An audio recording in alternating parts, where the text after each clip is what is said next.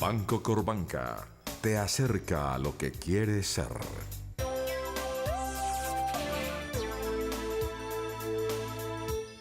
Muy buenas noches. Hoy en la emisión de Pregunta Yamid tenemos como invitado al presidente de Ecuador, Rafael Correa. Presidente, muy buenas noches. Buenas noches, Claudia. Muchas gracias por la invitación y un saludo a toda Latinoamérica. Quiero empezar preguntándole por la respuesta que le dio el presidente Obama a la crítica que usted hizo en su discurso en la Cumbre de las Américas, cuando usted critica el intervencionismo ilegal de los Estados Unidos y habla de que la prensa es mala. El presidente Obama le dice: en mi país, porque la prensa me critica, yo no digo que es mala y creo que es sano que todos opinen en democracia, siempre y cuando no lo hagan con violencia. ¿Qué le dice usted al presidente Obama? Bueno, que yo no he criticado, he denunciado verdades históricas, verificables. Creo que, con todo el respeto al presidente Obama, su improvisación fue muy débil, muy ligera, lugares comunes. Yo coincido en todo lo que ha dicho. ¿Y quién ha dicho que la prensa es mala porque nos critique? La prensa es mala cuando miente, o cuando se inventaron que existía armas de destrucción masiva para justificar la invasión de Irak, no mintieron. Entonces nos dice que él no creó un sistema donde una sola persona decida si la prensa es mala o buena. Nadie ha dicho eso. La prensa es mala cuando no dice la verdad y eso es fácilmente verificable. O sea, en su país la prensa no es mala ni en América Latina porque lo critiquen, sino porque usted realmente cree que está llena de... Esas son las mentiras de cierta prensa y de opositores. No somos tontos para decir eso. Quiero pasar al tema de Venezuela porque la presidenta Dilma Rousseff hace 2 días dijo es mejor que Venezuela libere los presos. ¿Usted cree que en Venezuela hay presos políticos? Bueno, en primer lugar, permítame referirme nuevamente a la respuesta del presidente Obama. Él dijo, y por supuesto cuando se mete en la cárcel alguien piensa distinto, que me indique en Ecuador quién está preso por pensar distinto. Esas son fantasías, son mitos. En un Estado de Derecho se persiguen delitos, no personas. Así ese delito lo cometa el alcalde, el presidente, el asambleísta, el bombero, el boy scout, etc. Y yo creo que en Venezuela sí rige un Estado de Derecho y se están persiguiendo delitos. Y lamentablemente hay políticos que han cometido delitos y tendrán que ser juzgados por el sistema judicial de Venezuela, sin interferencia de ningún país extranjero. Tal vez se está hablando por experiencia propia, porque tal vez en Guantánamo sí hay gente que está presa por pensar diferente, o los 5 presos cubanos que pasaron decenas de años encarcelados en Estados Unidos. Usted, que es un economista que ha podido hacer un gobierno de izquierda exitoso, aunque haya una oposición, hay acuerdo incluso entre la oposición en los éxitos de su gobierno, ¿qué recomendaría a un país que es más rico que Ecuador, pero que está en un desabastecimiento, que está en esas dificultades? Como amigo, ¿usted qué le diría al presidente Maduro? Son otros problemas entonces. Ya nos estamos desviando a las dificultades económicas de Venezuela. Pero es un gobierno democrático, pues, y un gobierno electo en las urnas, así tenga dificultades económicas, no se lo puede votar, y eso es lo que intenta la oposición venezolana. No, pero yo no nos engañemos. Eso. Yo sé lo que me está preguntando, ya le iba a contestar esa parte, no acostumbro a dar consejos a quien no me lo ha pedido. No, pero yo sí quisiera insistirle porque esto no se lo pregunto, usted seguramente me va a decir, yo no me meto en los gobiernos que no sean el mío, pero son de la misma línea, son gobiernos de izquierda, ustedes han apoyado al gobierno de Venezuela siempre y una manera de apoyarlo también es quizás diciéndole hay algunas cosas que cambiar, más allá de las diferencias políticas, en el manejo económico. Sí, lo hemos conversado con Nicolás Maduro y cuando me pida asesoría económica, que es mi especialidad, se la daré. ¿Pero no se le ha pedido? Yo creo que Ecuador, Venezuela, Estados Unidos, todos cometemos errores en el manejo económico. En todo caso, cuando no se simpatiza con un gobierno se quiere exacerbar aquello. Pero yo le pregunto, pues, ¿qué era Venezuela antes de Chávez? ¿Quién conocía a Venezuela? Usted sabe que Venezuela, durante décadas, desde el inicio del siglo hasta los años 70, fue el primer productor de petróleo del mundo. ¿Dónde se fue esa plata? Y ahora que tiene problemas económicos, entonces sí es todo de culpa del gobierno. Entonces sí hay muchísimo sesgo en ese tipo de opiniones. Pero hay cosas que cambiar en Venezuela. Por supuesto, como en Ecuador, como en todos lados, como en Colombia.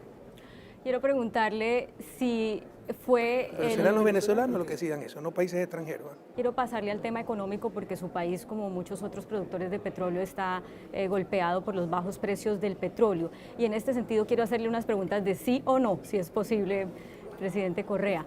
¿Habrá reducción de la nómina estatal por cuenta de la reducción de recursos por la caída de los precios del petróleo?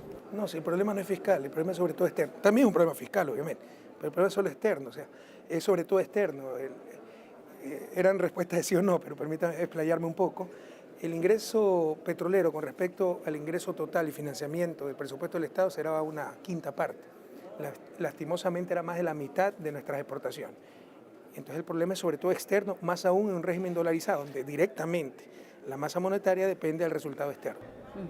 Entonces no habrá reducción de la nómina, ¿habrá reducción de salarios? No, de ninguna manera. Pero ya ha habido. Bajamos salarios, ¿no?, a la alta jerarquía del servicio público, los que más ganamos, ministros, asambleístas, etcétera. Pero para el personal de carrera no habrá ningún tipo de reducción. ¿El suyo también bajó? Sí, 10%. El 10%. ¿Habrá reducción o aumento en el precio de la gasolina, reducción al subsidio? No. Lo que puede haber, siempre dijimos, Claudia, si somos gente muy coherente, siempre dijimos, o sea, hay gente que quiere que salgamos de este año tan difícil sin ningún costo. Jamás hemos dicho eso, pero sí tenemos variables de ajuste pese al poco margen de acción que da un régimen dolarizado, porque usted pierde lo principal para este tipo de coyuntura, es una crisis externa y el principal instrumento es tipo de cambio que no tenemos. Colombia ha devaluado 30%, nosotros no tenemos cómo devaluar la moneda. Entonces nuestra variable de ajuste es el programa de inversiones. Ya hicimos un recorte y de continuar las dificultades puede ser que el recorte sea mayor, pero incluso si no iniciáramos ninguna obra nueva, ha sido tal el nivel de inversión y de actividad del gobierno que podemos inaugurar una obra cada día durante todo el año. Ustedes hicieron un recorte de las que ya empezamos, no de las nuevas. Ustedes hicieron un recorte como de 1.400 millones, sí, ¿verdad? Y deberían hacer uno de ¿cuánto? Ya todo está, o sea, nosotros estamos preparados hasta escenarios extremos, un $20 en promedio el barril. Para eso tendría que caer a $15, porque los primeros meses ha estado un promedio de $40. E incluso en ese escenario extremo, la parte fiscal ya está financiada. Cuando los grandes países de la OPEP deciden no atender el llamado de los chicos, como Ecuador, ¿no?, comparado con Arabia Saudita, por esta pelea de que no funcione el gas de esquisto o el petróleo de esquisto en Estados Unidos, ¿usted está un poco arrepentido de haber regresado a Ecuador a la OPEP y pensaría de pronto en volverlo a sacar? De ninguna manera, creo que nos ha beneficiado mucho el ingreso a la OPEP. Creo que es más importante estar adentro que estar afuera, así nuestra voz sea pequeñita frente a los grandes productores, y creemos que deberían preocuparse los países consumidores de petróleo, porque están parando las nuevas inversiones petroleras, los bancos que vendieron seguros petroleros están perdiendo mucho dinero y esto puede ocasionar en el mediano plazo un gran rebote del precio del petróleo. Así que hay que estar con cuidado, incluso para los países que coyunturalmente se están beneficiando de la reducción del precio del petróleo. ¿Cómo le fue hace, creo que fue 1 o 2 semanas que estuvieron sus funcionarios en la Organización Internacional del Comercio presentando todas estas salvaguardias con el Las salvaguardias se enmarcan perfectamente en todos los tratados regionales, como la Comunidad Andina, ¿o no?, internacionales. O sea, es un proceso, pero hemos cumplido con todos los requisitos. O sea, tenemos un problema de balance de pagos. En este primer trimestre hemos perdido $2.000 millones en ingresos de exportaciones por la caída del precio del petróleo.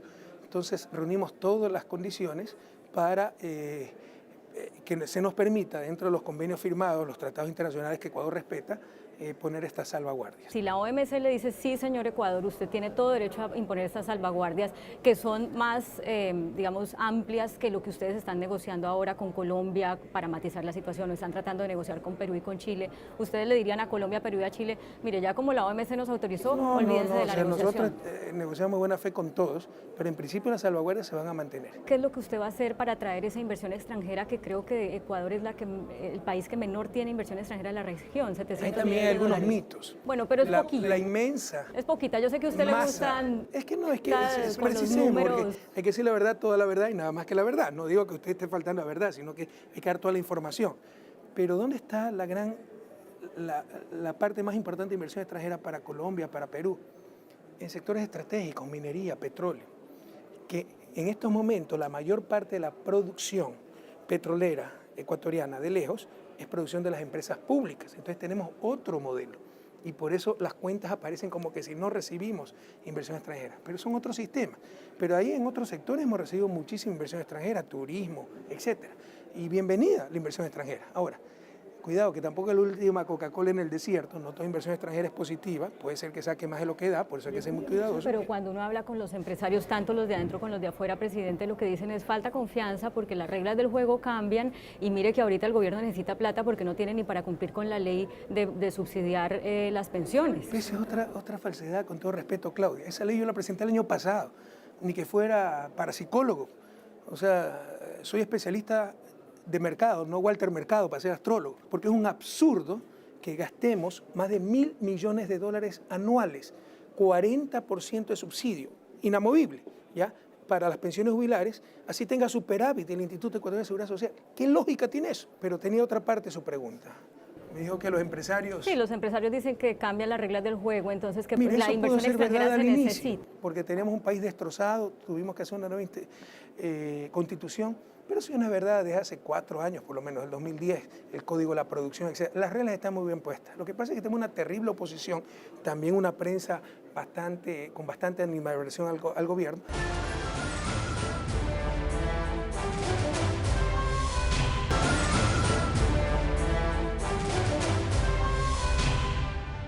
Quiero pasarle al tema de la reelección, porque en la Constitución hecha en su primer gobierno se aprobó la reelección por un periodo. Usted dijo de muchas maneras que no le gustaba la reelección indefinida, pero ahora que han vuelto a reformar la Constitución para que pueda haber reelección indefinida, que es algo que obviamente es hecho a su medida, con su nombre y apellido, usted dice ese es el mal menor.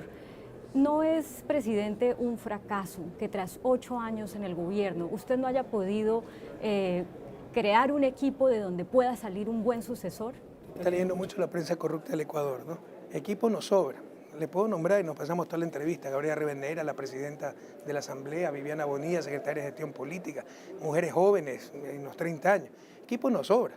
La pregunta es, ¿podrán ser capaces esos líderes de superar el bloqueo que va a poner la prensa, la oposición unida, injerencia externa, a cualquier candidato a Revolución Ciudadana?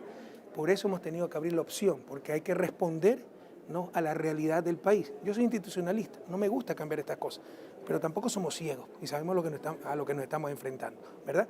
Entonces,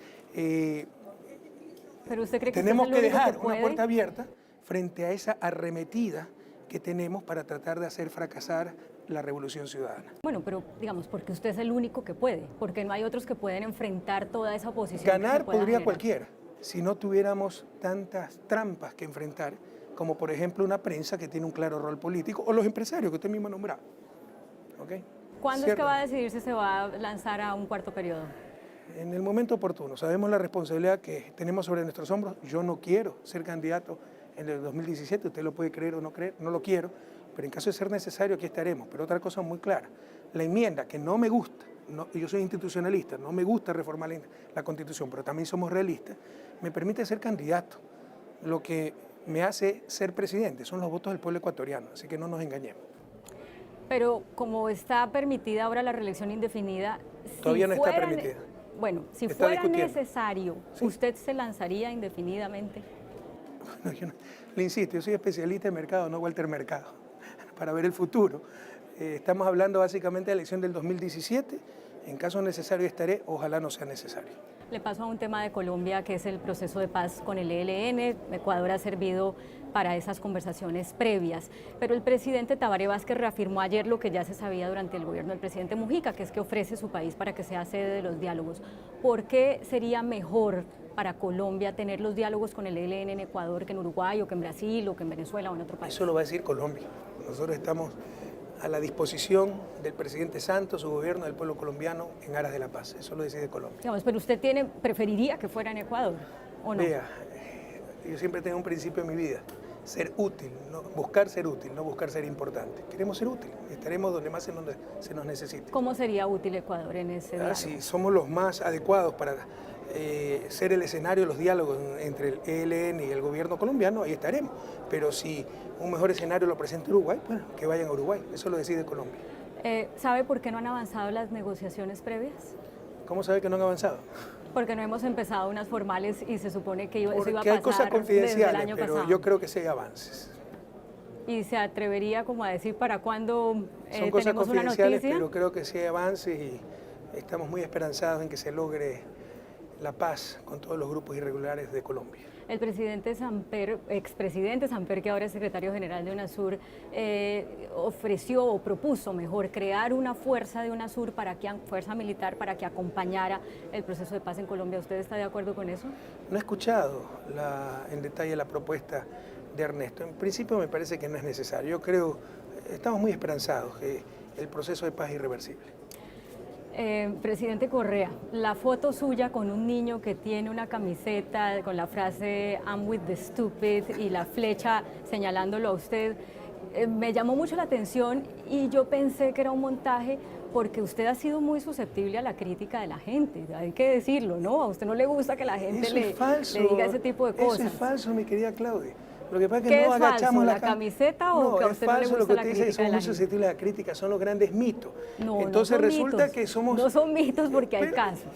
A ver, dígame un caso. No, pues hay casos puntuales. Dígame un caso. ¿Se acuerda esa señora que hace como 4 años en la calle le gritó unas cosas y usted la mandó a Vio que, sacó un vio que comercial está en televisión? totalmente equivocada. Le sacó un comercial en televisión. Usted sí sabe que 2 meses después, la chica que estaba al lado de ella, que yo la confundí con su hija, esta señora dijo que había sido detenida por decir no a la consulta popular. Mire cómo la engaña. Después de 2 meses, esa chica que había sido su empleada doméstica, la votaron como a perro, no Sí, estaba afiliada también al eso seguro, salió en y denunció televisión y todo eso, la sí. verdad, que le estaba diciendo que tenía que votar contra el gobierno porque somos comunistas. Cuando me vio pasar en la caravana, ahí va el longo hijo de tal de Correa, se bajó hijo de tal y hacer una mala seña. Eso ya está grabado, le mando el testimonio si quiere.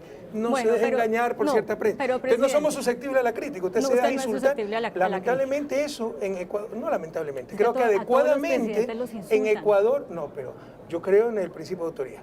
O sea, entonces más tarde insultaremos al profesor en la escuela, a los padres. Por favor, yo estoy de acuerdo con eso, que debe ser sancionado, si no tendría que reaccionar ya de otra forma. Yo no puedo dejarme insultar, hacer mala seña. Eso es no aguantar las críticas. Vamos, Claudia, pero no se me deje engañar. Está bien, Es pero como cuénteme en de la diciembre, camiseta. ¿no? Si eso le sirve para reírse en buena hora, ¿usted cree que yo me preocupo de esas cosas? Mire, soy tan susceptible a las críticas que ni me preocupa eso. Pero ¿y si el niño Otra cosa son las mentiras, por favor. Bueno, si eso fuera, si no fuera un montaje ni nada de eso, sino de verdad. ¿Cuál es el ¿qué problema? Pues yo me importa? tomo centenas de Ok. fotos. ¿Usted cree que yo me pongo a leer todas las camisetas? Peor en un niño. Presidente, Si con muchas, eso se divierten los mediocres, que se diviertan nomás. muchas gracias, Bueno, presidente. ese es el por deber esta de un... entrevista. Bolívar decía, el deber de un estadista es tratar de lograr la máxima felicidad para el máximo de gente. Si eso los hace felices, en buena hora. Gracias. Gracias a usted, Claudia. Hasta la próxima.